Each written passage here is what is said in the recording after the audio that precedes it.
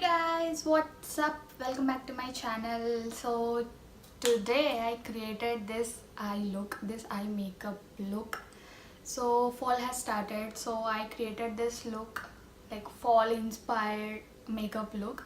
So I've also drawn two cute little leaves on my cheeks, and it was so cute. I didn't expect that this look would turn out like this. I was so scared and skeptical about when I got this idea, but finally I did it. I think I like this look so much. What do you guys think? Do you like this link? Do you like this look? Please comment down below if you like it. Also, all the bright colors I've used are from this palette. It's from BH Cosmetics Take Me to Brazil palette. I used this palette to create this look. Most of the colors are from this palette itself. Like all the bright colors are from this palette. And I used Dream State palette for the transition shade. So I finished this look using only these two palettes. You don't even need this palette if you have any transition shade. So all you need is this look if you want to recreate this look. So this is what I got. I hope you liked it, and if you want to recreate this look, or if you want to know how did I create this look, please keep on watching.